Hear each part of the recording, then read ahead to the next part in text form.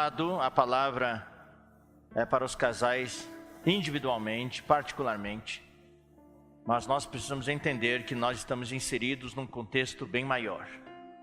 Nós estamos no plano de Deus e você é um casal escolhido para estar envolvido com o plano de Deus, com o avanço do Evangelho, com esse encargo de poder cumprir a profecia do Senhor, de Ele voltar para estabelecer o seu reino aqui na terra.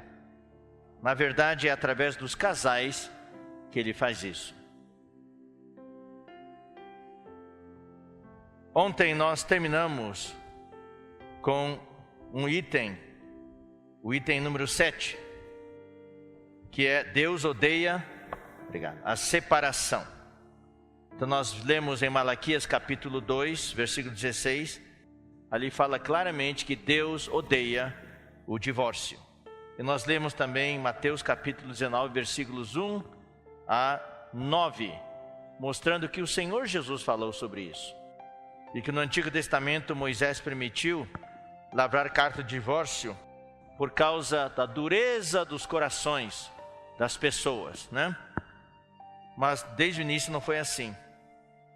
Então Deus, pelo fato de Ele ainda não ter se encarnado, passado pelo processo de viver a vida humana e também não ter passado pela morte e ressurreição, não ter se tornado o Espírito, Ele sabia que o homem seria incapaz de cumprir. Então, Ele permitiu a separação no Antigo Testamento por causa da dureza do coração do povo, mas não era o seu plano original. Hoje nós estamos no Novo Testamento. Hoje Cristo já é o Espírito. Eu quero dizer para vocês, queridos irmãos, eu não quero que nenhum casal aqui caia na armadilha de Romanos 7. Eu não sei quantos aqui entendem o que estou falando, tá? Vocês vão ler o Alimento Diário. Quem participou da conferência na Estância agora? Então são muito poucos. Quem assistiu pela internet? Também são poucos. Eu recomendo a vocês, irmãos, como casais, hoje à tarde nós vamos falar mais sobre isso. Não estamos aqui só para ter o bem-estar nosso aqui. Eu creio que você está aqui porque você ama muito o Senhor, estou certo? E você quer ser útil na mão do Senhor, estou certo? Então eu sinto que nós precisamos ser muito mais, assim, tomar muito mais iniciativa,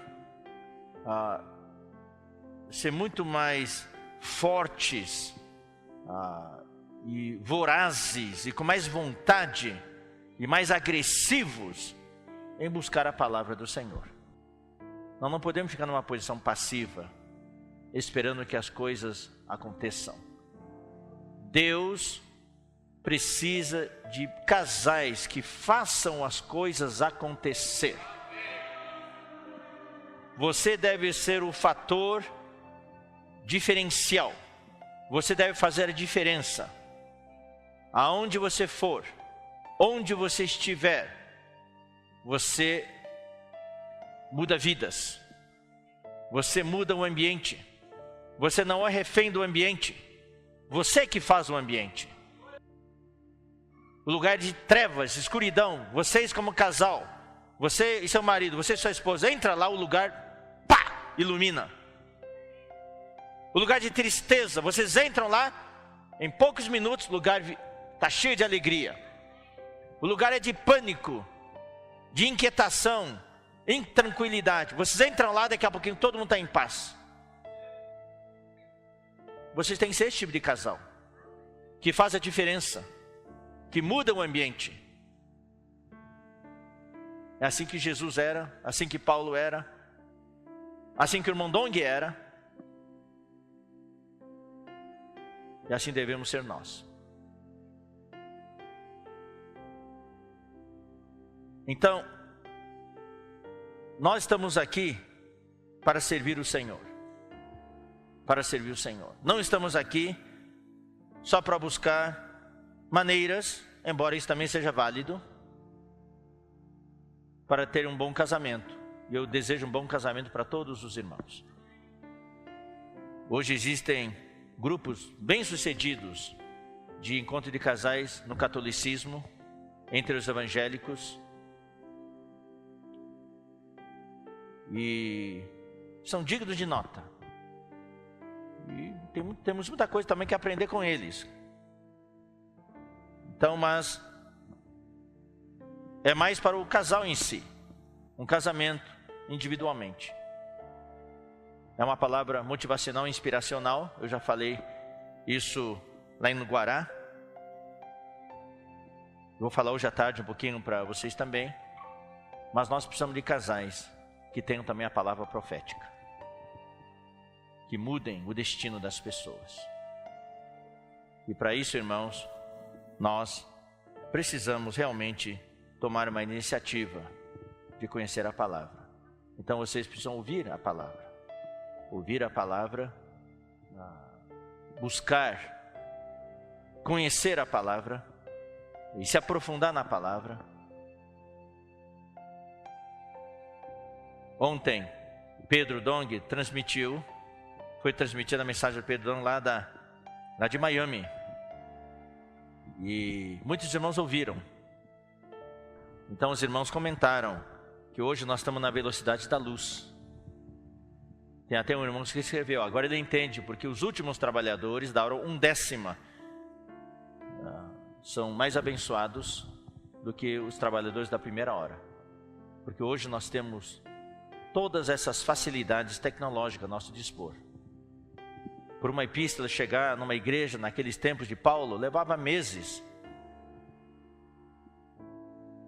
E depois, Paulo falou para a igreja em Colossos, quando vocês terminarem de ler essa epístola, levem essa epístola para a igreja em Laodiceia, para que eles leiam também. E eu também escrevi uma carta para lá, e vocês peguem a carta lá e tragam para vocês ler também. Eram igrejas vizinhas. Não tinha WhatsApp naquela época. Não tinha e-mail. Não tinha xerox. Hoje, tudo é fácil. Uma conferência ocorre na instância, ocorre nos Estados Unidos, as pessoas assistem na hora, em vídeo HD, no seu celular. E lembrem-se, irmãos, no dia do juízo, o Senhor já falou, vai ser cobrado muito de nós. A quem muito é dado, muito se lhe exigirá. A quem pouco é dado, pouco vai ser exigido deles. E hoje foi dado muito para nós. Então o que eu quis falar com Romanos? Então se vocês ouvirem as mensagens 4, Pedro deu mensagem 1 até 4, eu dei 5, 6, mensagens 7, 8 e 9. Se vocês ouvirem essas mensagens, vão ver o conflito que existe hoje na humanidade e entre os cristãos. E é o conflito que existe entre os casais. Quantos casais tomaram a decisão? Essa palavra agora é para mim, eu vou praticar. E quando pratica, já falha.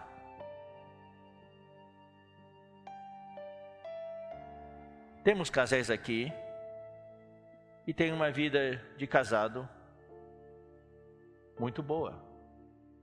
Não tem muitas dificuldades, aprenderam o segredo, mas a grande maioria tem problemas. Jovens especialmente. Nós não demos muitos cursos para os jovens casais. Então eles entram assim sem orientação nenhuma. E tivemos já jovens casais se separando logo nos primeiros anos. Tendo todo tipo de dificuldade. Dificuldade de convivência, dificuldade de incompatibilidade, dificuldade até na relação sexual. Na igreja nós não damos essas orientações, embora hoje estamos dando muito mais. Muitas dificuldades. E quando a gente participa de uma reunião, uma conferência de casais, um encontro de casais, a palavra é muito forte, daí a gente toma a decisão. Vamos praticar. Mas daí entra o conflito de Romanos 7. Qual é o conflito de Romanos 7? Toda vez que uma palavra boa é dada, existe essa palavra boa, é a lei que está fora de nós. Eu falei lá no Guará. Quem estava no Guará na quinta noite? Então, eu falei um pouco. É a lei de Deus, a palavra de Deus, que é justa, santa e boa. Daí, essa é a lei externa, exterior. É a lei escrita. É a lei propriamente dita, ao pé da letra, no sentido literal da palavra. Mas existe agora duas leis. Essa lei não é lei escrita não, essas duas leis. É um princípio ativo. É uma lei natural, é como a lei da gravidade. né? Tudo que atiro para cima cai, ó. 100% das vezes funciona. Não tem exceção, é uma lei natural, um princípio ativo. Então dentro de nós há duas leis. A primeira lei se chama lei do bem, que habita na minha mente.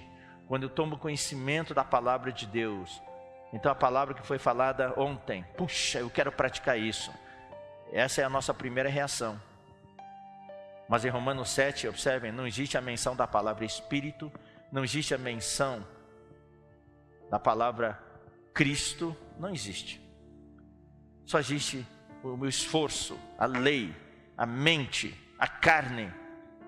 Daí quando a minha mente decide praticar a palavra de Deus, fazer a vontade de Deus, daí vem uma lei muito mais forte, chamada lei do pecado, que habita nos meus membros, que habita na minha carne. Essa lei se levanta e fala assim: o quê?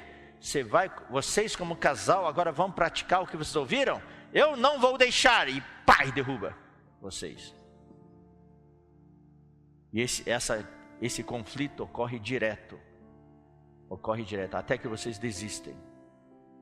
Então não quero que ninguém aqui caia nessa armadilha, pensando que por vocês mesmos vocês vão conseguir. Não caiu na armadilha do povo de Israel em Êxodo, capítulo 19. Deus estava namorando o seu povo, prometendo para eles que se eles cumprissem as suas palavras, fossem obedientes, então eles seriam um povo peculiar, um povo particular de Deus, seriam uma nação santa, um sacerdócio, uma nação de sacerdotes, e que ele havia trazido o povo lá do Egito até o deserto, sobre asas de águia. Deus se comparou a uma águia mãe, trazendo o seu povo como filhotes. Que figura maravilhosa, íntima, doce. Mas daí o que o povo reagiu? Como o povo reagiu? O que o povo disse? O povo disse: tudo que o Senhor falar nós vamos fazer. Então a nossa primeira reação é: tudo que foi falado nessa conferência de casais nós vamos praticar. Nós vamos cair na armadilha. E a lei do pecado e da morte, que habita em nossos membros, é muito mais forte e vai derrubar a gente. Então qual é o segredo? Eu não posso deixar de falar isso.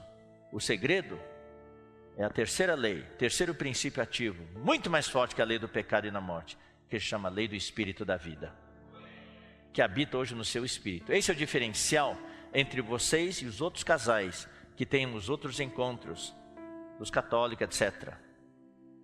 Eles tentam, alguns têm sucesso porque tem talvez um caráter muito forte, mas a grande maioria fracassa. Até Paulo fracassou. Então o segredo é não tentar fazer por vocês mesmos, é o casal se unir e depender do Espírito, exercitar o Espírito. Então nós vamos ver vários itens hoje que podem nos ajudar a fazer isso. Daí a vitória é certa. É que nem um avião. O homem tenta vencer a lei da gravidade e não consegue. Por milênios tentaram, até que apareceu um cientista suíço chamado Bernoulli e descobriu uma lei chamada Lei de Bernoulli, da mecânica dos fluidos, sobre a variação de pressão quando a velocidade de um fluido muda. Aí mudou tudo. Daí o homem conseguiu criar uma asa de avião no formato em que se aplica a Lei de Bernoulli. E hoje os aviões decolam. Hoje a viagem por avião é tão comum. Para nós virmos aqui, a passagem foi muito mais barata do que de ônibus. Muito mais barata. E ainda parcelada em 10 vezes. Bom, ontem nós falamos sobre Deus odiar a separação. Então, hoje vamos continuar. Rejeitem, queridos irmãos, rejeitem, exercitem o seu espírito, rejeitem qualquer pensamento sobre o divórcio. Vou falar uma palavra bem forte, a fonte disso vem lá do Hades, vem do inferno. Deus quer unir, mas Satanás quer separar. Hoje no mundo, Satanás quer separar o mundo, separar os países. Os países estão separados. Coreanos do norte, coreanos do sul, China comunista, Taiwan, que é a China nacionalista, certo? a Europa Oriental, a Europa Ocidental, a Rússia com o restante da Europa. Satanás quer separar o próprio país. Estados Unidos hoje é um país dividido. Durante a campanha eleitoral, você viu como o Brasil ficou dividido. Esperamos que agora a nação inteira se una. No esporte existe divisão, está aí pauleira, brigas entre torcidas, é tudo divisão. Na sociedade existe a divisão das classes, assim por diante. Divisão de raças, ódio. Até na igreja, por causa das eleições, houve divisão. E agora no casal também, Satanás quer dividir. Mas Deus só tem um objetivo, Deus quer unir. Deus quer unir, Deus quer abençoar. Então qualquer pensamento de separação, de divórcio vem do inferno. Mas já falamos, existem as exceções que a Bíblia nos mostra. Mas não tomem nenhuma decisão levianamente. Saiba a origem de tais pensamentos. Quero ler um versículo para vocês, deixa eu perguntar para vocês. Quando vocês se casaram, quem teve testemunha no seu casamento? Levante a mão. Assinaram um livro de testemunhas. Quem? Todos, né? Quem foi testemunha do casamento de vocês? Você se lembra ainda? Por que tem testemunhas? Por que tem testemunhas? Deixa eu perguntar para vocês. Só para assinar o papel? Para lembrar. Para lembrar que vocês fizeram promessa um para o outro. Fizeram promessa de eterno amor, que só a morte os separaria. Então tem testemunhas. Eu não falei isso não. Testemunha. Você falou. Você falou, eu estava lá. Mas tem uma testemunha que não assinou o papel. E eu quero mostrar para vocês quem foi essa testemunha. Malaquias 2,14. No seu documento de casamento, no certidão de casamento, não tem a assinatura dele não. Mas ele foi testemunha. Malaquias 2,14. E perguntais, por quê? Por quê? Porque o Senhor foi testemunha da aliança entre ti e a mulher da tua mocidade, com a qual tu foste desleal, sendo ela a tua companheira e a mulher da tua aliança. Queridos irmãos, Deus foi testemunha do seu casamento. Desse aí você não consegue escapar não. Ele foi testemunha do seu casamento. Louvado seja o Senhor. Não só os irmãos, os parentes assinaram no certidão de casamento, mas Deus foi testemunha do seu casamento. Então por que separar? Por que as pessoas pensam em separação hoje? Muita gente pensa em separação. Qualquer coisinha já é motivo para separação. Por que querem separação? Para resolver um problema. Meu casamento está cheio de problemas, eu vou separar. Essa é a tendência no mundo. Qualquer coisinha é separar. Eu não gostei dessa empresa, vou embora. Eu não gostei dessa igreja, vou embora. É o que as pessoas fazem. Não gosto mais do meu marido, não gosto mais da minha esposa, eu vou embora. Pior é o seguinte, tem pessoas que te divorciam, já estão no 7º casamento e não conseguem gostar de ninguém. Então essa é a tendência no mundo. A solução do homem, para o homem é separar. Mas para Deus é ser um. É ser um. Então, eu encerro aqui esse item. É importante nós sabermos, Deus odeia o divórcio. Item número 8. Voltar-se à palavra. Agora eu falo esse item não assim de uma maneira leviana. É uma resposta de Jesus. Nós, o casal, próximo nível.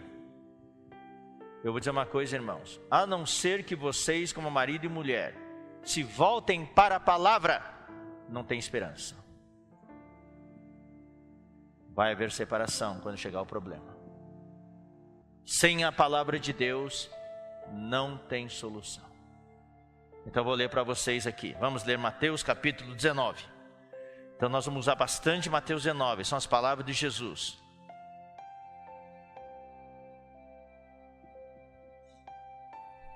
Versículo 3. Vieram a ele alguns fariseus e o experimentavam, e o provavam, punham Jesus à prova, perguntando: Jesus, é lícito, é legal ao marido divorciar-se de sua mulher por qualquer motivo? Naquele tempo era qualquer motivo. Olha que a resposta de Jesus. Então Jesus respondeu: não tendes lido? Vocês não leram? Vocês estão me perguntando? Vocês são fariseus? Vocês têm a Bíblia e vocês não leram? Esse é o grande problema hoje. Por que que os casais têm pensamento de divorciar-se? Porque não leram a palavra de Deus.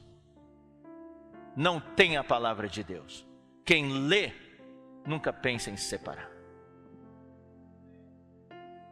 Então, como casais próximo nível, só tem uma esperança. Irmão, nós precisamos nos voltar à palavra. Eu posso ficar falando um monte de coisas, um monte de orientações, dicas, não vai funcionar. A não ser que nós, como casais, nos voltemos à palavra do Senhor. A palavra é o fundamento. No momento que o casal deixar a palavra, marido ou esposa, um deles, ou os dois juntos, deixarem a palavra, o casamento desmorona. Por que que desmorona? Eu vou ler para vocês aqui. Hebreus, capítulo 1, versículo 3. Ele que é o resplendor da glória e a expressão exata do seu ser, sustentando todas as coisas pela palavra do seu poder. O que sustenta um casamento, não estou falando do universo. Sabemos que o universo é sustentado pela palavra do poder do Senhor. A trajetória das galáxias, a trajetória das vias lácteas, a trajetória dos planetas, a trajetória dos cometas. Todos os cometas têm passado cometas, asteroides perto da Terra, mas não têm chocado contra a Terra, porque Deus está no controle, o Senhor está no controle, sustentando todas as coisas pela palavra do seu poder. A palavra de Deus fala, desvia, e o cometa desvia um pouquinho, porque Deus ainda precisa da terra, precisa de vocês, precisa de nós, precisa de mim e de você, para cumprir o seu propósito. Agora no tempo de Apocalipse, daí Deus vai permitir que os cometas se choquem, os asteroides choquem contra a terra. A Bíblia fala que do céu, os astros vão cair. Daí vai ter um monte de cometas que vão cair na terra. 1/3 das águas se tornam venenosas, não tem mais água potável, um monte de coisas. Mas enquanto isso, Deus está sustentando todas as coisas pela palavra do seu poder. Deus que controla as eleições, Deus que controla os países. E é Deus que sustenta, através da sua palavra, o seu casamento. Sem a palavra, o casamento desmorona. Mas Deus não é um ditador, Ele não vai vir e impor a sua palavra. É você que toma a decisão se vai deixar a palavra de Deus entrar no seu casamento. Eu falei em Romanos 8, falei no Guará, eu vou falar também hoje à noite.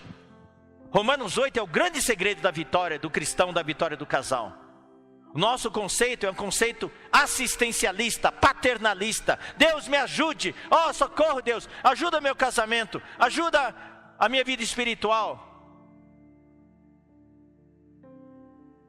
Eu vou falar uma coisa chocante para vocês. Nesse aspecto, Deus não vai te ajudar coisa nenhuma. Deus já instalou em você a lei do Espírito da vida. Aqui não fala que Deus me livrou da lei do pecado e da morte. Aqui não fala que Cristo me livrou da lei do pecado e da morte. Aqui não fala que o Espírito me livrou da lei do pecado e da morte. Aqui fala, a lei do Espírito da vida me libertou do pecado e da morte. É você agora, como casal, você como indivíduo, que tem que ter a responsabilidade de ativar essa lei, porque essa lei já está dentro de você. É a mesma coisa que você entrar num quarto, na sua casa, está escuro, Deus acende a luz. Deus fala, bobo, liga o interruptor. A eletricidade está instalada na sua casa, o interruptor, as lâmpadas, tudo instalado. Você que tem que ir lá na parede, na entrada e ligar o interruptor. Não tem que ficar pedindo socorro, chorando no quarto escuro.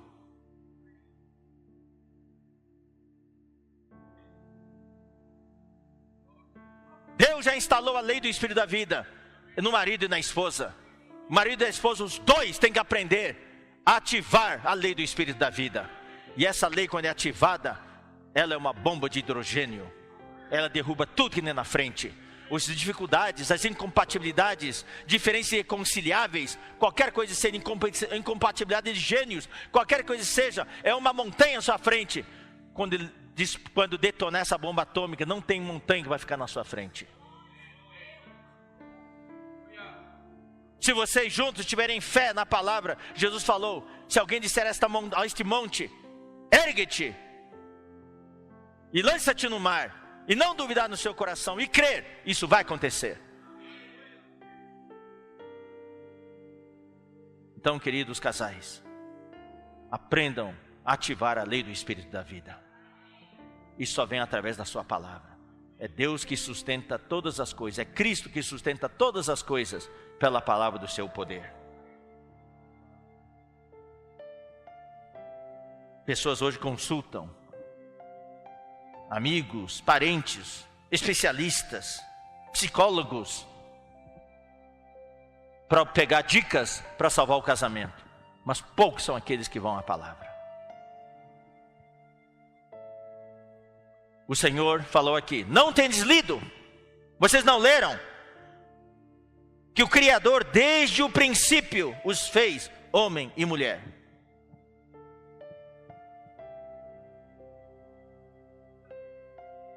Então, Deus remeteu o homem lá para o princípio, quando Ele criou o homem e a mulher. Item número 10. A primeira pessoa que vemos deve ser Deus. 9. Obrigado. Estão prestando atenção. A primeira pessoa que vemos deve ser Deus. O que quer dizer isso? Interessante. Vamos ler na Bíblia? Vamos ler Gênesis 1, 27. Você já questionou alguma vez a maneira como Deus criou o homem ou não? Já questionou ou não? Não? Deus não foi muito eficiente na sua criação do homem. Eu pergunto para o irmão aqui na frente, seu nome é? Simval, é mesmo, Simval. Se você fosse Deus hoje e não houvesse homem nenhum, se você fosse criar homem, como é que você ia criar o homem? Deixa eu perguntar para você, como é que Deus fez? Deus não foi muito eficiente. Ele primeiro criou o homem, depois esperou um tempão e criou a mulher. Ele fez um boneco. Pois, se eu fosse Deus, eu faria 2 bonecos e sopraria e já formaria o casal. Não é verdade? Quem faria isso? Obrigado por serem meus companheiros. Os outros são todos uns covardes.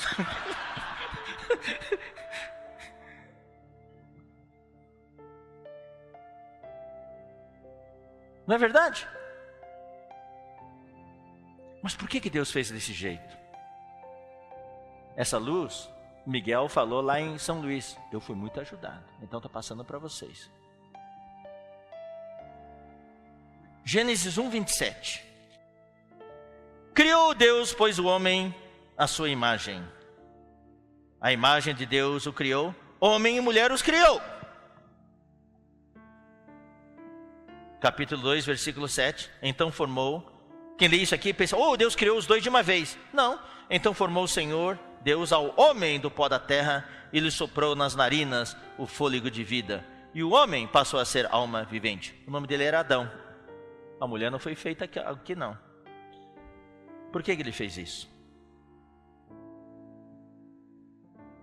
Porque quando o homem passou a ser alma vivente, aqui fala, o homem passou a ser alma vivente, ele abriu o olho e viu. Quem foi o primeiro que ele viu? Deus. Se tivesse feito 2 bonecos, daí quando Adão e Eva tivessem feito ao simultâneo, quando abrissem os olhos, quem seria o primeiro que Adão iria ver? A Eva. E a Eva iria ver Adão. Mas não, quando o homem abriu o olho, ele viu Deus. Esse é o princípio de Deus. O primeiro que o marido tem que ver é Deus. Daí é interessante. O homem, deixa eu perguntar para você, o homem pediu para Deus fazer uma mulher para ele ou não? Ele não pediu. Deus, por favor, estou sozinho, faça uma mulher para mim. Uma esposa, ele nem sabia o que ele precisava. Desde o início o homem já não tinha noção. Não é de hoje que os homens, as esposas têm razão. Meu marido não tem noção das coisas. Ele nem sabia o que ele precisava. Estava numa boa ali. Estava de boa. Foi Deus que falou, no versículo 18. Não é bom que o homem esteja só. Eu vou fazer para ele uma auxiliadora, que ele seja idônea, um par, uma companheira, um complemento para ele. Daí que Deus fez? Versículo 21. Então o Senhor Deus fez cair pesado sono sobre o homem, e este adormeceu. Tomou uma das suas costelas e fechou o lugar com carne. E a costela que o Senhor Deus tomara ao homem, transformou-a numa mulher e lhe a trouxe. Então aqui nós temos alguns itens bem interessantes, bem interessantes. Ele fez o homem dormir, porque se o homem estivesse acordado, ele iria dar palpites.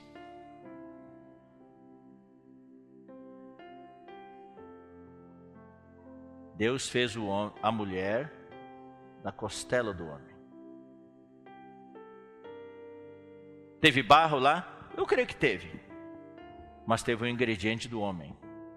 Colocou dentro dela. E quando a mulher acordou, abriu o olho, quem foi o primeiro que ela viu? Deus. Ele não fez na frente de Adão. Adão estava dormindo e Adão estava num lugar escondido lá. A mulher abriu o olho e viu Deus. O primeiro que a mulher viu foi Deus. Daí sim, Deus trouxe a mulher e apresentou a Adão. Mas os dois já tinham visto Deus primeiro. Então, para o casamento e para o próximo nível, lembrem-se, maridos, o primeiro que você precisa ver todos os dias é Deus. E irmãs, mulheres, o primeiro que você deve ver todos os dias é Deus. É Deus. Daí o seu casamento vai para o próximo nível. O problema do casamento, sabe qual que é?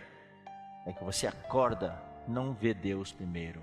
Você já vê a sua mulher, você já vê o seu homem, o seu marido. Daí só vê os defeitos, vê os problemas. E para começar o dia, o primeiro que nós devemos ver sempre é Deus. Esse é o princípio. Item número 10. Deus é a cola entre o homem e a mulher. Então vou ler de novo Mateus 19, versículos 1 a 6, a primeira metade. Mateus 19, versículos 1 a 6. 3 a 6, perdão. Vieram a ele alguns fariseus e o experimentavam, perguntando: é lícito ao homem repudiar a sua mulher por qualquer motivo? Então respondeu ele: não tendes lido que o Criador desde o princípio os fez homem e mulher? E que disse: por esta causa deixará o homem pai e mãe, e se unirá à sua mulher, tornando-se os dois uma só carne? de modo que já não são mais dois, porém uma só carne. Então não são mais dois, é uma só carne. Eram dois, agora são um só. E aí vem a parte B do versículo. Portanto, o que Deus ajuntou, não separe o homem. O que Deus colou, entre aspas, não separe o homem.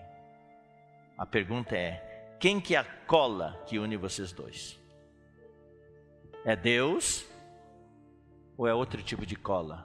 Ou aquela cola branca que usa na escola? Você sabe aquela cola branca gruda, né? Mas você joga água em cima, ela solta tudo.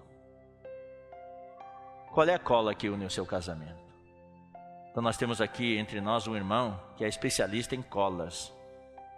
Ele falou que a cola é para juntar dois substratos. O substrato é quando gruda, a cola é boa.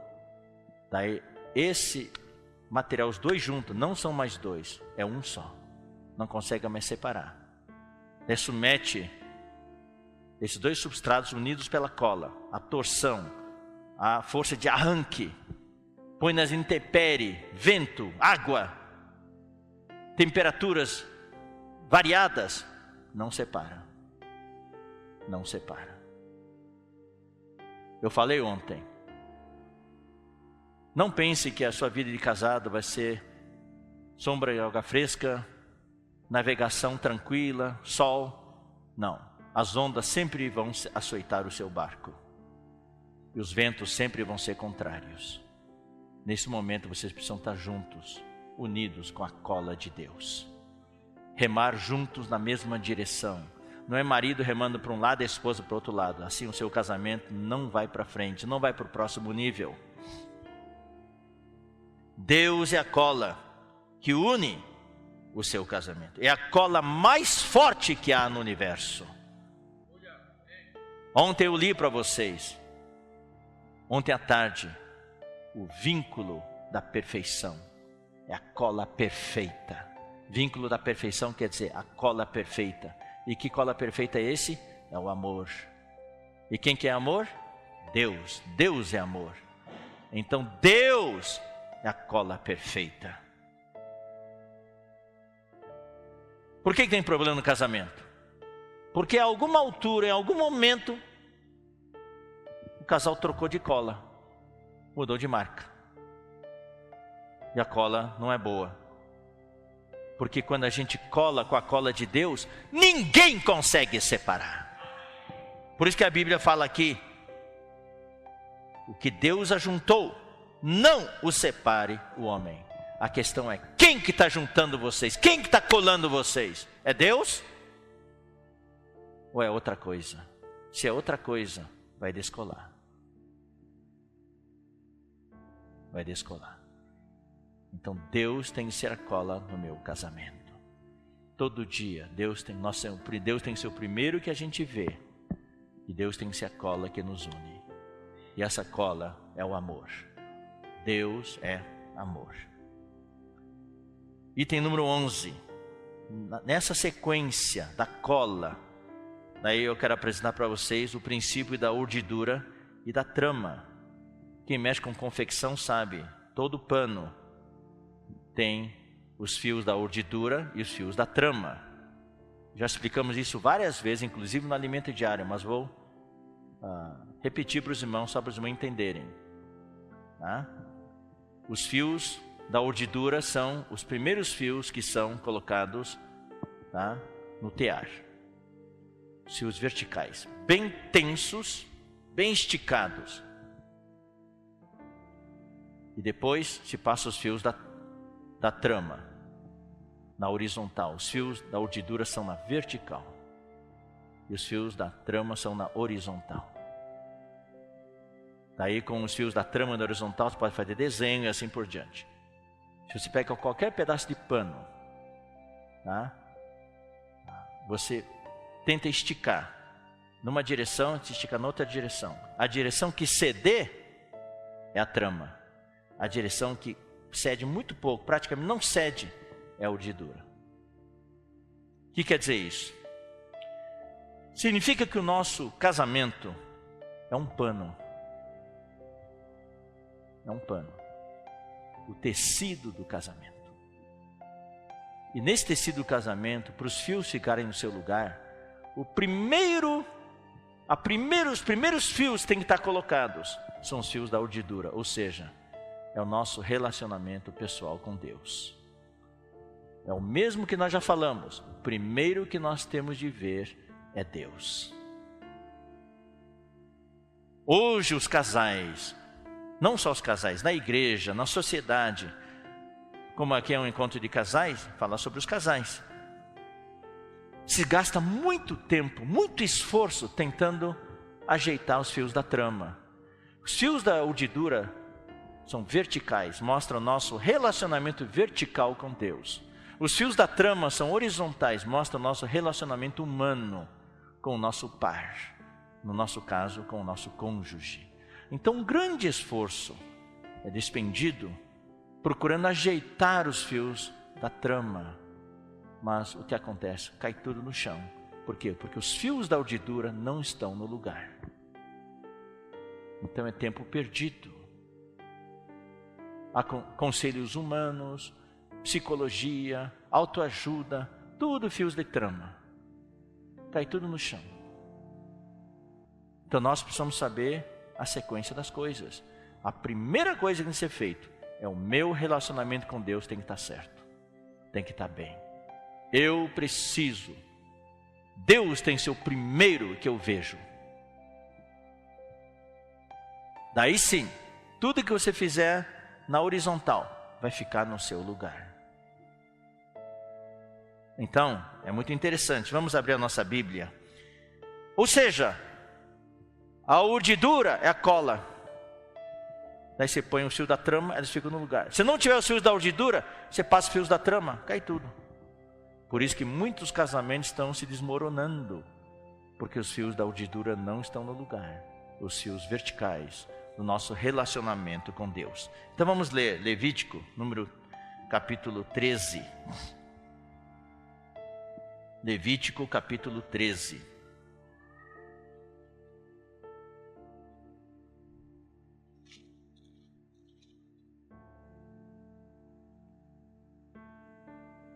Versículo 47. Quando também alguma veste houver praga de lepra, veste de lã ou de linho, seja na urdidura, seja na trama, de linho ou de lã, em pele ou qualquer obra de peles. Aqui fala da urdidura e da trama, e fala de 3 tipos de roupas: roupa de lã, roupa de linho e roupa de peles. O que quer dizer isso? O que quer dizer lepra nas vestes, lepra na roupa? A roupa na Bíblia representa a nossa conduta humana, o nosso relacionamento humano. Ter lepra na roupa quer dizer, tem problema no nosso relacionamento. Lepra na urdidura, nos fios da urdidura, quer dizer, tem problema sério no nosso relacionamento com Deus. Lepra na trama, quer dizer, tem problema sério no nosso relacionamento com o meu próximo, que no nosso caso é com o cônjuge, com a esposa ou com o marido. Então, todos os versículos seguintes nos mostram como tratar com essa lepra. Tem que lavar, tem que fazer isso, tem que purificar, tem que acertar o relacionamento. Então, essa lepra vem, do que eu falei. Se o nosso relacionamento com Deus tem problema, afeta o nosso relacionamento humano também. Se o nosso relacionamento vertical com Deus tem problema, nosso relacionamento horizontal com o meu marido, com minha esposa, tem problema. E o que quer dizer lã? Então aqui mostra os vários tipos de aspectos no nosso relacionamento com o nosso cônjuge, no nosso caso. Lã é algo macio, então mostra a mansidão no nosso relacionamento. Marido e esposa no seu relacionamento tem que ter mansidão, que muitas vezes não tem. Por isso que tem as brigas. Segundo, o linho. O linho representa a pureza. Se você ler no Novo Testamento, toda vez que menciona lino, sempre é roupa de linho fino e puro, branco, representa pureza, representa simplicidade. Então, o que quer dizer isso no nosso casamento? Quer dizer que nós precisamos descomplicar o nosso casamento. Queridos irmãos, é uma coisa, o nosso casamento está muito complicado. A gente acumulou muita bagagem. O barco está para afundar. E quando o barco está para afundar, a primeira coisa que eles jogam fora é o quê? É a bagagem. Salve o seu casamento. Jogue fora essa bagagem extra que você pegou. Descomplica o seu casamento. Vamos ser um pano de linho, puro, simples. Vamos voltar à simplicidade. Vocês lembram como vocês eram simples quando recém se casaram? Lembra? A gente não queria saber muita coisa, só queria estar um com o outro. Não cobrava nada.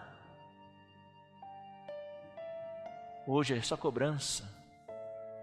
Eu falei isso várias vezes, isso aqui é uma luz que Deus me deu. Quando vocês eram namorados, namoravam, noivos, quando recém casavam, saíam por aí com as mãos dadas, pegavam na mão do outro, toda hora pegavam na mão. Os pombinhos, olha que doces os pombinhos com a mão dada, saindo por aí. Hoje, depois de tantos anos de casado, depois de tanta complicação, você não pega mais na mão, só pega no pé um do outro. Eu quero dizer para vocês, queridos irmãos, descompliquem o seu casamento, voltem a pegar na mão, parem de pegar no pé. Peles, o que é roupa de pele? As peles aquecem. Os esquimós, lá no Polo Norte, eles só usam um casaco, aquela roupa de pele. É o calor humano. Muitas vezes no casamento, depois de tanta complicação, a gente fica frio. Vamos restaurar o calor humano, o carinho, os gestos, as palavras. Restaurar o calor humano. Esse é o princípio da audidura e trama. Então, irmãos, a lição de casa é: cada um de nós, tanto o marido como a esposa, vamos acertar o nosso relacionamento com Deus. O resto é automático. Não troquem a ordem das coisas. Tentar acertar entre vocês, mas o seu relacionamento com Deus não está bem, não adianta. Vai ser trabalho perdido. Tá bom? Princípio número 12. Fundamento número 12. Deixará o homem pai e mãe, completando, e se unirá à sua mulher. Mateus capítulo 19, versículo 5. E esses versículos são os versículos que Deus falou em Gênesis capítulo 2, Jesus falou em Mateus 19 e Paulo fala em Efésios capítulo 5. Mesmo versículo. Deixará o homem pai e mãe e se unirá à sua mulher, tornando-se os dois uma só carne. Então aqui fala: deixará o homem pai e mãe. Isso se aplica na verdade a ambos. Também deixará a mulher pai e mãe, mas a Bíblia fala deixará o homem, mas o princípio é o mesmo. O que quer dizer isso? Pai e mãe, por um lado, representam pai e mãe literalmente. Quando você se casa, você está se unindo à sua mulher. Quando você se casa, você está se unindo ao seu marido. Você tem que continuar amando os seus pais, tanto do lado do marido como da esposa. Mas você tem que viver agora para sua esposa e viver para o seu marido. Então eu vou dar um conselho para os mais jovens e também para alguns mais velhos. Tem uma coisa que danifica muito o casamento, esse lado do aspecto humano, tá? Isso é por causa da experiência humana que a gente tem vendo as situações. Uma coisa que destrói o casamento é qualquer desentendimento que tem no casal, a esposa já foge para a casa da mãe, vai chorar com os pais. Isso destrói o casamento. E às vezes é o marido, qualquer briguinha, o marido já vai para a casa dos pais e vai lá chorar e reclamar. Isso destrói. As coisas têm que ser acertadas entre vocês, não envolvendo os pais. Às vezes pode pedir conselhos, mas os dois juntos. Mas não pode acontecer isso. Por isso que a Bíblia fala, deixará pai e mãe. Por outro lado, para os jovens que ainda não se casaram, você tem que saber uma coisa também. Quando vocês se casam, você não só se casou com a sua princesa, você não se casou só com o seu príncipe encantado, você também se casou com os pais dela. E com os irmãos, e com os primos, e com os tios.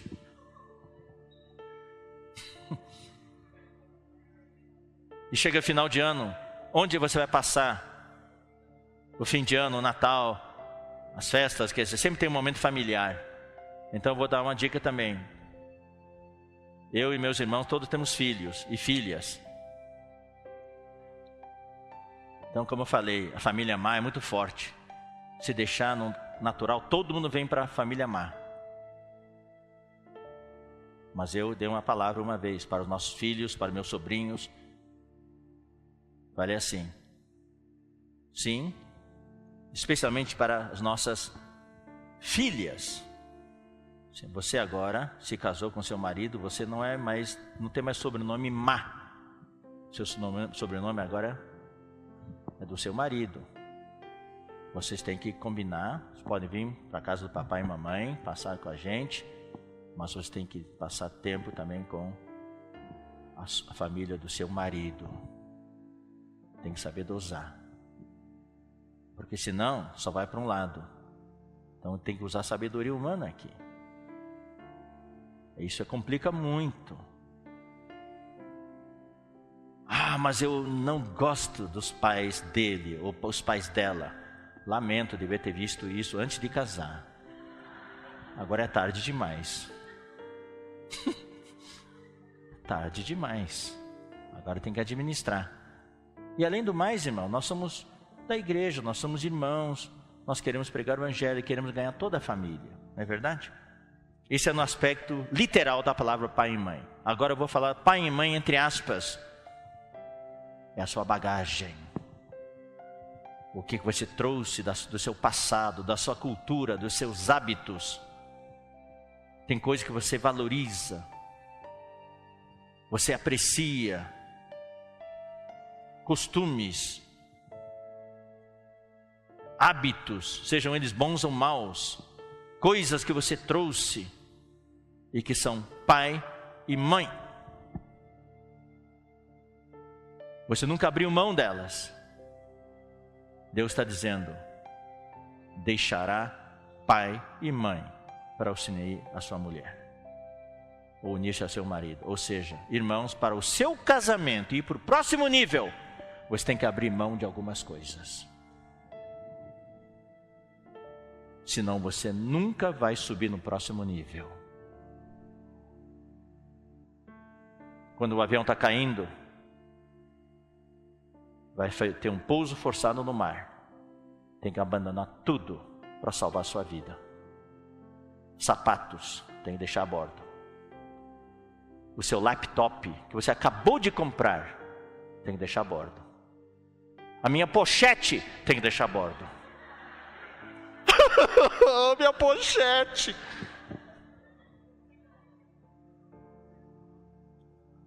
O seu celular tem que deixar a bordo para salvar a sua vida. Então, para salvar seu casamento, tem que deixar pai e mãe. É a figura do pai e mãe.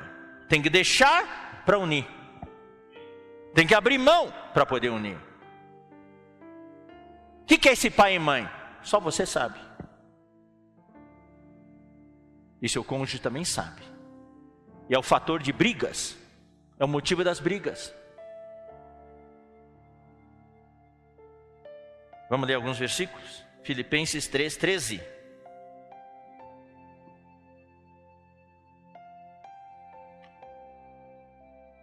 Irmãos, quanto a mim, não julgo havê-lo alcançado, mas uma coisa faço, esquecendo-me das coisas que para trás ficam, abrindo mão, largando aquelas coisas, deixando aquelas coisas e avançando para as que diante de mim estão.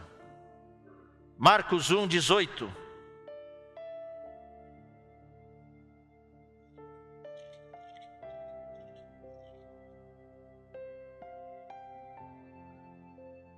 17. Disse-lhe Jesus: vinde após mim e eu os farei pescadores de homens. Jesus falou aqui para Simão e André. Então eles deixaram imediatamente as redes e o seguiram. Tiveram que deixar as redes e eles subiram um nível. Foram para o próximo nível, se tornaram discípulos de Jesus. Se você não deixa, não abre mão, você nunca vai subir para o próximo nível.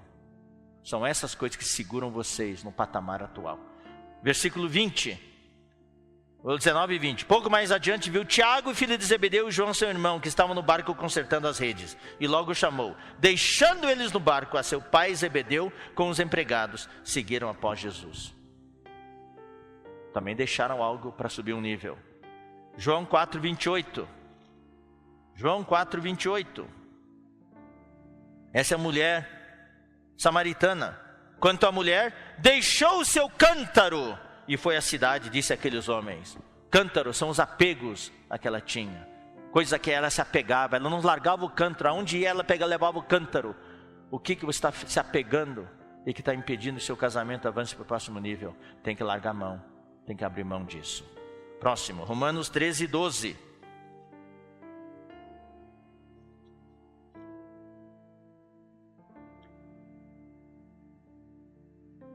Vai alta a noite e vem chegando o dia. Deixemos, portanto, as obras das trevas e revistamo-nos das armas da luz. Para podermos preparar-nos para a vinda do Senhor, nós temos que deixar as obras das trevas, para poder subir para o próximo nível. Efésios 4, 25.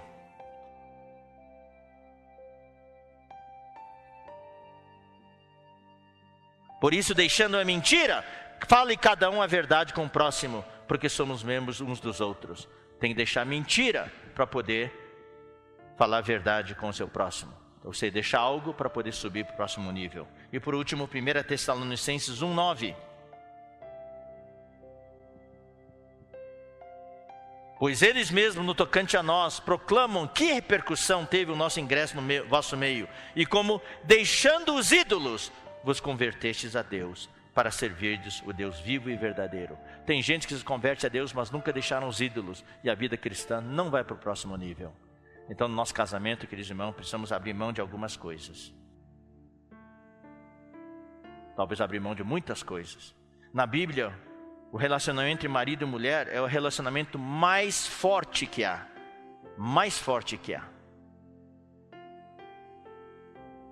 Eu vou dizer para vocês, até mais forte que o nosso relacionamento com a igreja.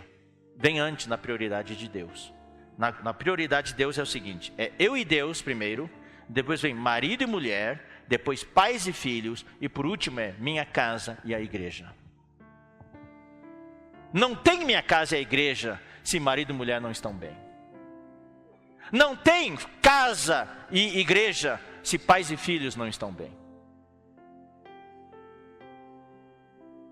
Então, o encontro de casais é algo prioritário na igreja. Para a igreja ir bem, marido e mulher têm que estar bem. Então vamos ler alguns versículos. Efésios 5, 23.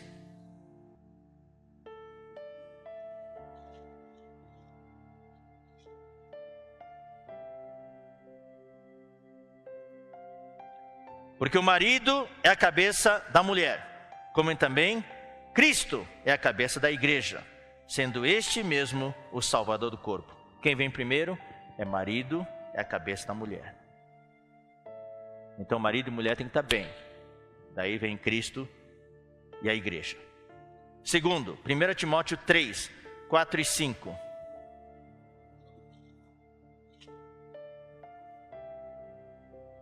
Um presbítero tem que ser não dado ao vinho, não violento, porém cordato, inimigo de contendas, não avarento, e que governe bem a própria casa, criando-o sob a disciplina com todo respeito. Pois se alguém não sabe governar a própria casa, como cuidará da igreja de Deus? Eu quero servir a Deus, quero cuidar da casa de Deus. Deus está dizendo, cuida primeiro da sua casa. Se você não sabe nem cuidar da sua casa, como é que você vai cuidar da igreja de Deus? Está vendo? Marido e esposa é importante primeiro, depois vem pais e filhos, depois que é a igreja. Mas eu e Deus é o primeiro. Tito 1,6. Isso que eu falei que é chocante.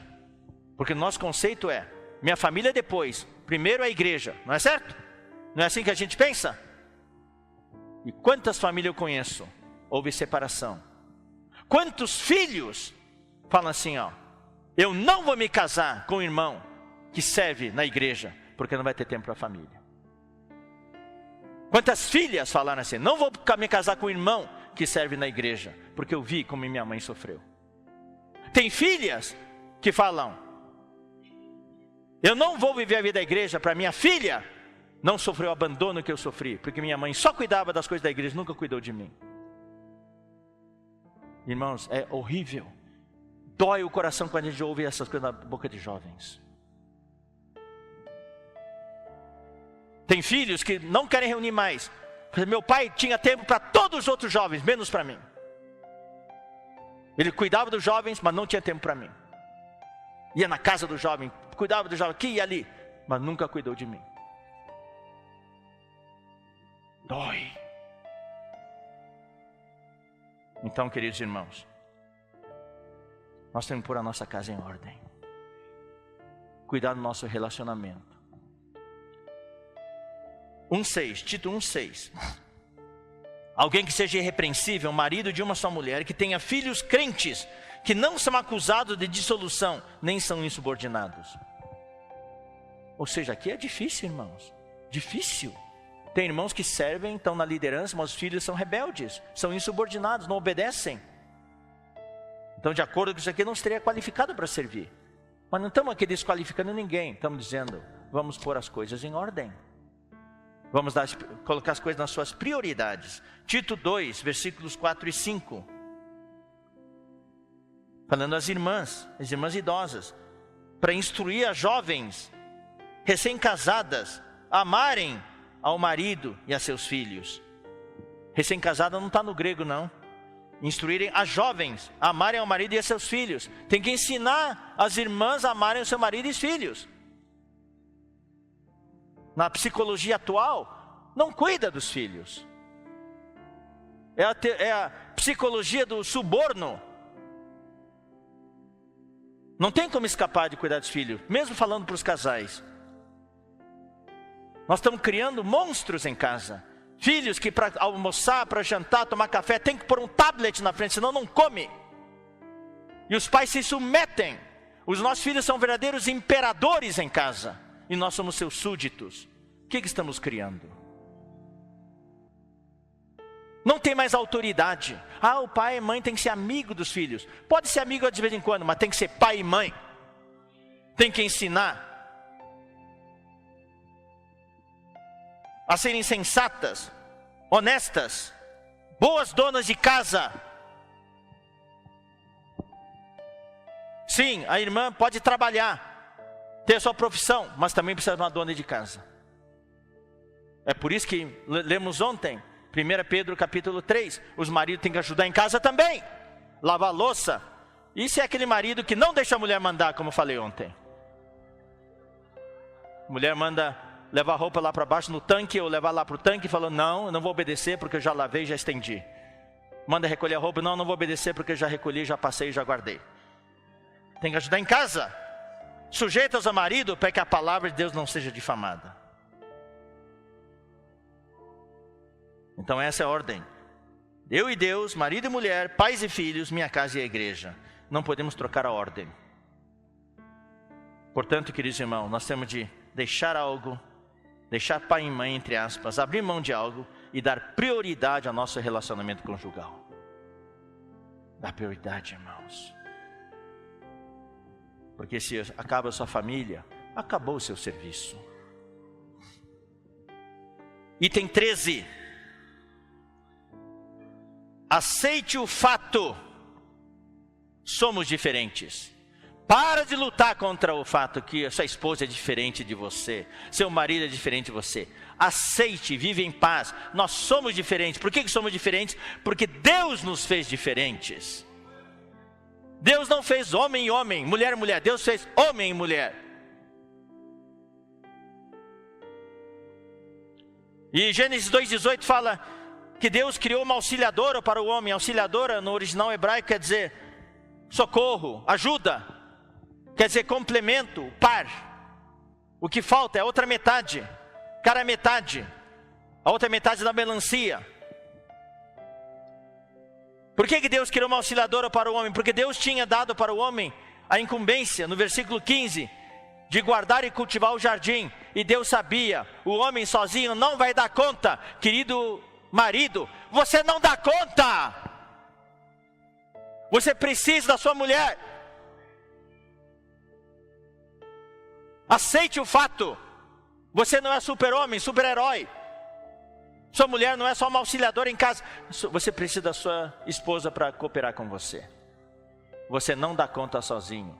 Você é muito sem noção. Desculpe falar assim. Eu falo isso porque eu sou assim também. As irmãs, quando entram, equilibram tudo. Tem coisas que o homem não consegue fazer. O que, por exemplo? É? Quem quer me desafiar? Tente carregar um bebê 9 meses no seu útero.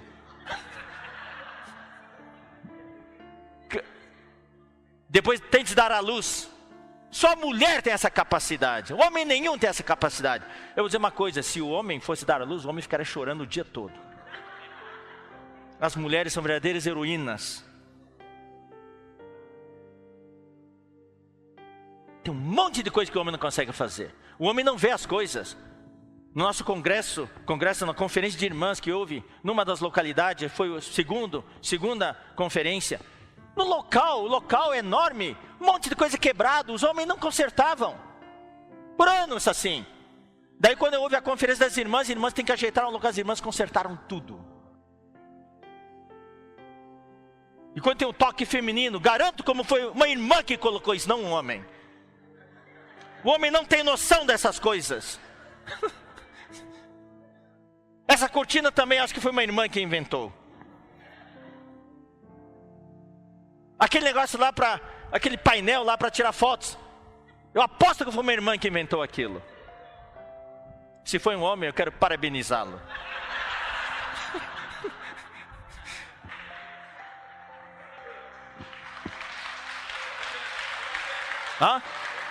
Foi mulher, né? Então está confirmado. Então eu economizo um parabéns. Claro que tem diferenças. Muitas vezes o homem é lento, calmo. A mulher rápido, rápido, rápido. Às vezes a mulher que é lenta, o marido é rápido. Vamos conviver com a diferença. A diferença é bonito. Daí vem o item 14. A bênção da diversidade. Olha o seu corpo. É tudo diferente. Todos os membros são diferentes, mas estão em harmonia aqui. Imagine se eu fosse só nariz, um narizão aqui, um narigão aqui, nariz. Acho que vocês fugiriam. Ou só olho. Nem o meu olho esquerdo é igual ao meu olho direito. Meu olho direito é menor, meu olho esquerdo é maior. Mas tem certa harmonia. As duas orelhas podem ser um pouco diferentes, mas não existe esse uma orelhinha e um orelhão, não existe isso.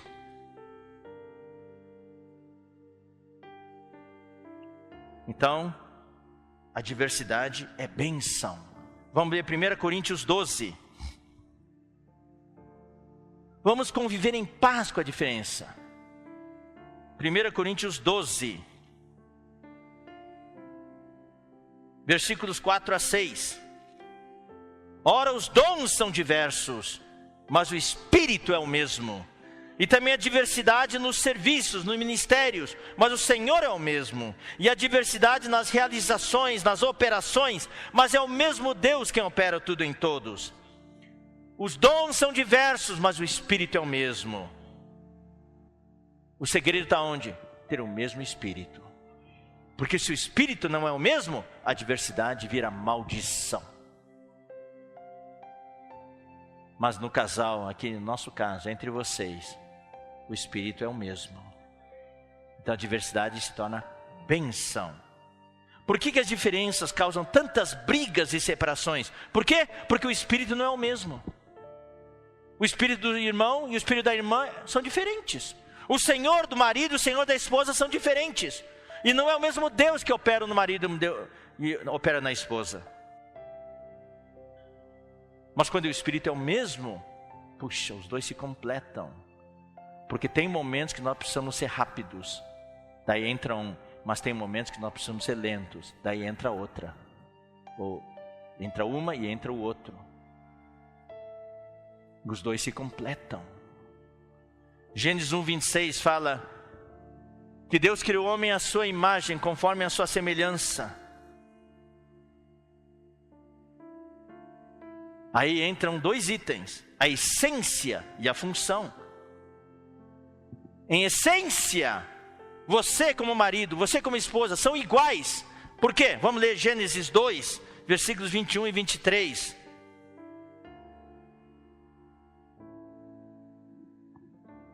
E a costela que o Senhor Deus tomara ao homem, transformou-a numa mulher e lhe a trouxe. E disse o homem, esta afinal é o que o Percy falou ontem. Foi o Percy que falou aqui na frente? É osso dos meus ossos e carne da minha carne, chamar-se-á varoa, porquanto do varão foi tomada. Então, em essência, somos iguais. Mas nós precisamos nos dar conta que em função nós somos diferentes. Marido e mulher têm funções diferentes. Às vezes tem algumas funções comuns, mas muitas vezes as funções são diferentes. Por quê? Para se completar um ao outro, para cumprir o propósito de Deus. E o propósito de Deus está em Gênesis 1, 27 e 28. Só vou ler para vocês bem rapidinho. Criou Deus, pois, o homem, a sua imagem, a imagem de Deus o criou. Homem e mulher os criou. E Deus os abençoou e lhes disse, sede fecundos, multiplicai-vos, enchei a terra e sujeitai-a. Essa é a missão que o casal recebeu. E capítulo 2, versículo 15. Tomou, pois, o Senhor Deus ao homem e o colocou no jardim do Éden para o cultivar e o guardar. E o varão sozinho não consegue fazer isso. Não dá conta. Então precisa da sua esposa. É por isso que entra daí o 1 Pedro, capítulo 3, versículo 7. Aqui fala da cooperação mútua entre os dois, para poderem cumprir o propósito de Deus. Aqui está o amor, o respeito e a cooperação.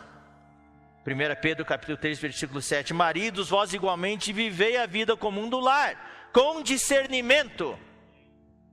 Tenha mais noção das coisas. Observe mais. Acorde. Maridos, acordem. E tendo consideração para com a vossa mulher como parte mais frágil. Aqui está o quê? Aqui está o amor, está o respeito. E a cooperação. Onde está a cooperação? Vem em seguida. Tratai com dignidade. Aqui está o respeito. Porque sois juntamente herdeiros. Aqui está a cooperação. Vamos herdar juntos. Não é o marido sozinho, a esposa sozinha. É herdar juntos a mesma graça de vida. Para que não se interrompam as vossas orações. Item 15. Estamos chegando no final já. Tem 15, estamos chegando no final. Só tem 53 itens. Não, só tem 17 itens. Isso é importante. Não tente mudar o cônjuge.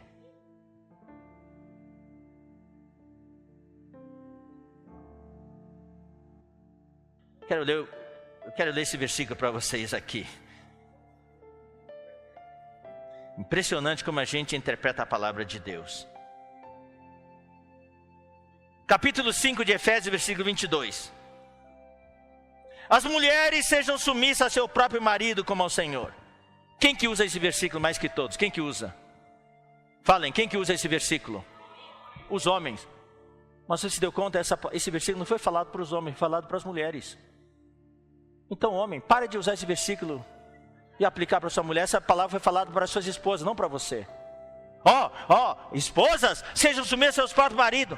O Senhor não falou isso para você, o Senhor falou isso para sua mulher. Então deixa ela cuidar disso. E as irmãs também têm o mesmo problema. Usa o versículo 25. Maridos, amai vossa mulher. Esse versículo não foi falado para as mulheres, foi falado para o marido. Está vendo? A gente gosta de pegar o versículo que foi falado por outro e aplicar para o outro. Cada um aplica o versículo que foi falado para você. Não tente mudar o cônjuge. 1 Pedro 3, 1 a 5. Nós acabamos de ler, vamos ler de novo.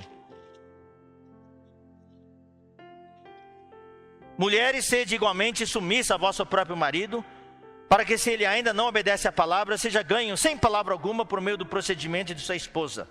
A observar, o vosso honesto comportamento cheio de temor. Não seja o adorno da esposa que é exterior, como fisado de cabelos, adereço de ouro, aparato de vestuário, etc. Seja, porém, o homem interior do coração, unido ao incorruptível traje de um espírito manso e tranquilo, que é de grande valor diante de Deus. Pois foi assim também que a si mesmo se ataviaram outrora as santas mulheres que esperavam em Deus, e sendo submissas ao próprio marido. O que eu vou ler, o versículo que estou lendo é o seguinte, irmãos. Não espere mudar o cônjuge.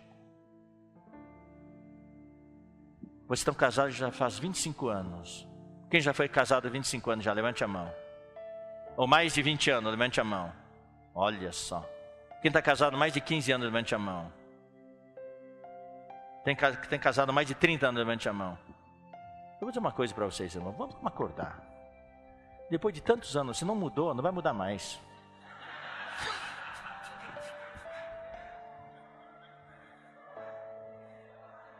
Irmãos, que a ficha possa cair. Depois de 25 anos, ainda está tentando mudar o cônjuge? Quem vai fazer mudar não é você, é Deus que vai fazer mudar. Se Deus não muda, Deus está satisfeito. Aprenda a administrar as diferenças e a valorizar e apreciar as diferenças. Isso vai melhorar muito a qualidade de vida no seu casamento. Já está difícil, como está. Não piore as coisas, tentando introduzir mais variáveis. Aprecie e desfrute a vida a dois.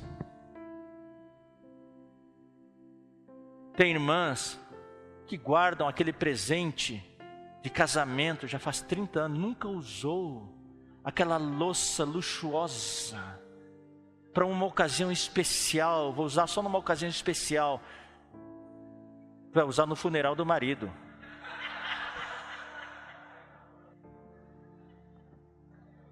Tire aquela louça e use.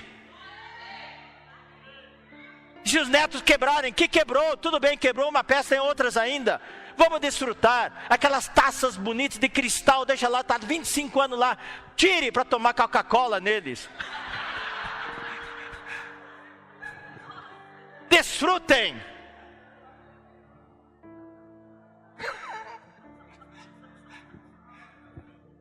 Aquela prataria, tudo, está tudo preto, de tanto não usar. Faça um polimento e use.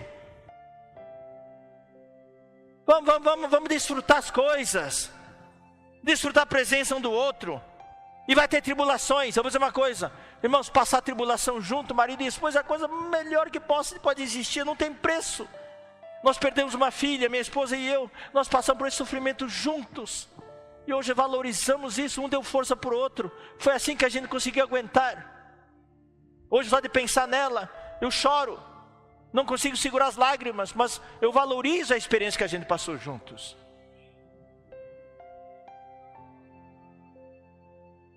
Eu vou pular os versículos aqui, fala vários versículos das tribulações. Ontem nós lemos Romanos 14. Acolher um ao outro. Vamos acolher um ao outro. A gente acolhe os irmãos. Por que não pode acolher marido e esposa? Com as suas diferenças. Não vamos cobrar, julgar quem come, quem não come. Come verdura, come carne. Isso é apenas simbólico. Não vamos julgar. Cada um vive para o Senhor. O principal é o que está em Romanos 14, 17.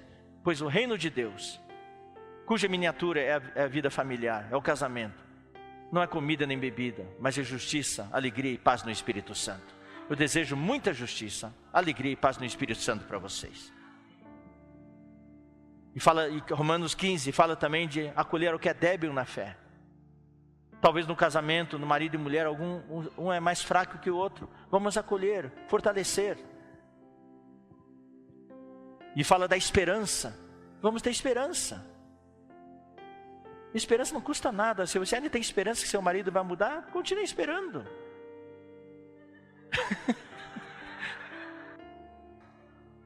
Quem vai mudar é Deus. Mas você não exija isso. E por último, irmãos, item 17.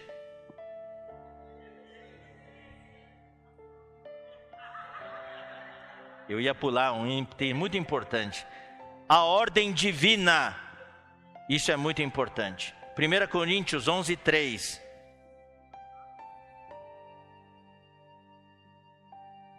Quero, entretanto, que saibais ser Cristo a cabeça de todo homem, e o homem a cabeça da mulher, e Deus a cabeça de Cristo.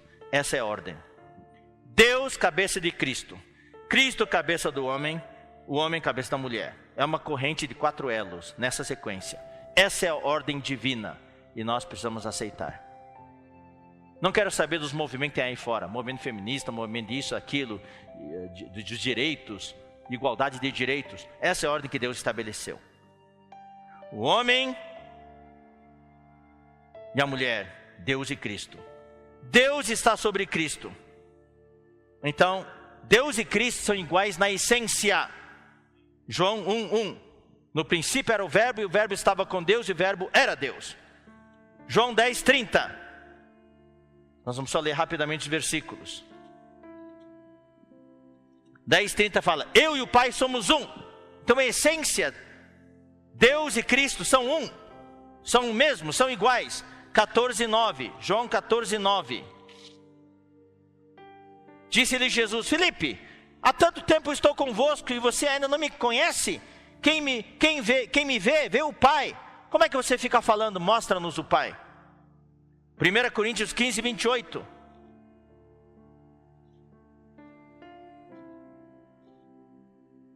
Quando, porém, todas as coisas lhe estiverem sujeitas, então o próprio Filho também se sujeitará àquele que todas as coisas lhe sujeitou, para que Deus seja tudo em todos. Não tem problema nenhum no relacionamento de Deus e Cristo. Porque da parte de Deus, claro que não vai ter problema. É da parte de Cristo que poderia ter problema. Mas Cristo sabia da ordem. São iguais na essência, mas em função são diferentes. Deus tem a função de Pai, e Cristo tem a função de Filho. Em natureza são iguais, em essência são iguais, mas na função o Filho se submete ao Pai. Não tem dificuldade. Cristo nunca teve essa dificuldade.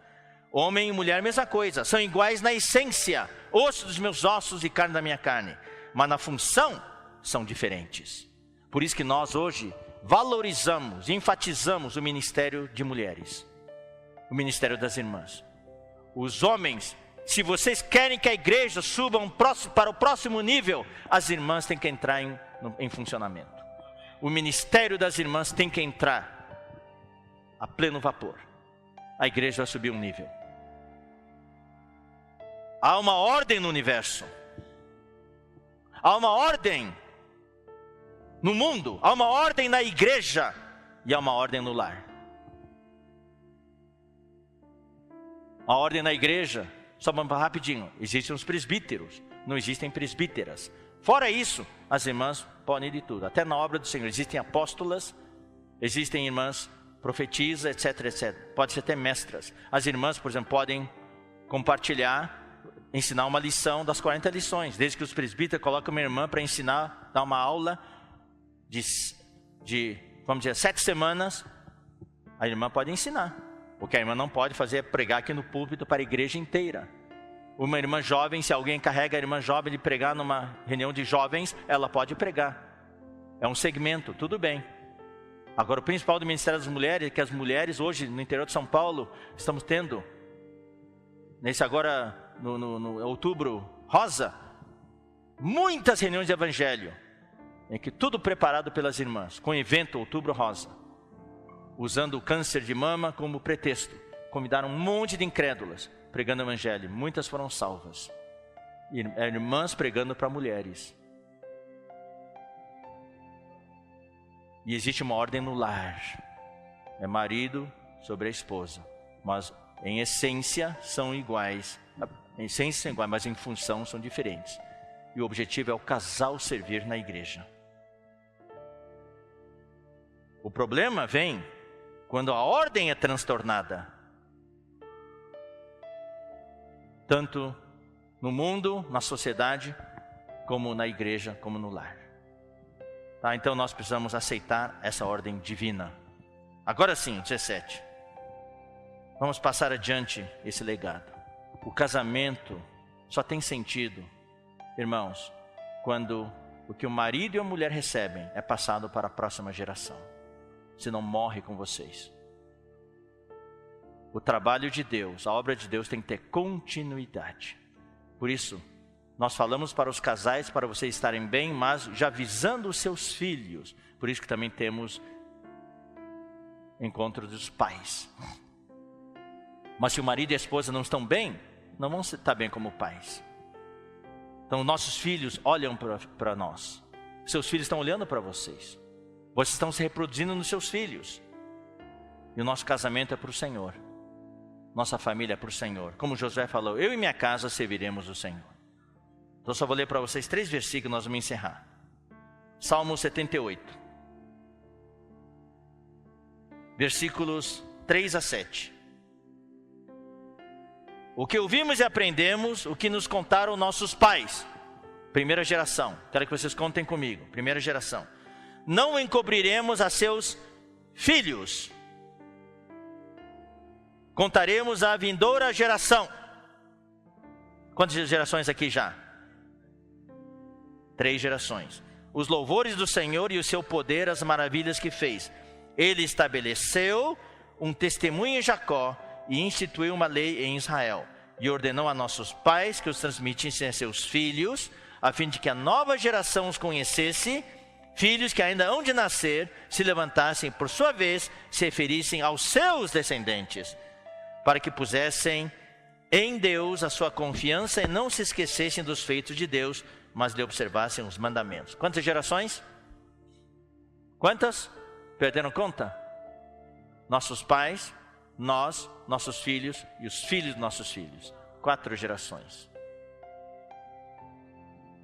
Essa continuidade que é importante. Se o Senhor demorar a voltar, nós precisamos de mais uma geração para dar continuidade. Não pode parar em nós. Por isso que o relacionamento conjugal nosso é muito importante. Deuteronômio 6, 1 a 2.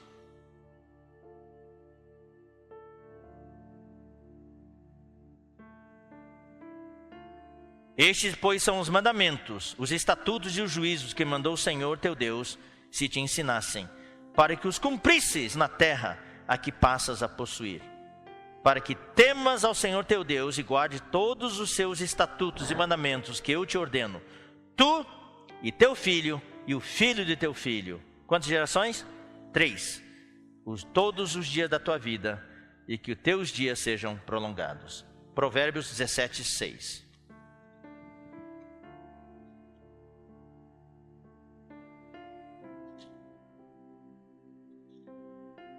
Coroa dos velhos são os filhos dos filhos, e a glória dos filhos são os pais. Nós devemos ser a glória, e os nossos filhos e nossos netos devem ser a nossa coroa. Amém? Deus abençoe todos os casais aqui.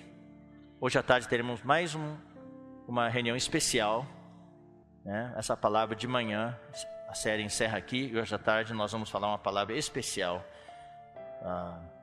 prática, tá? Sobre o apacentamento e o cuidado de casais na igreja.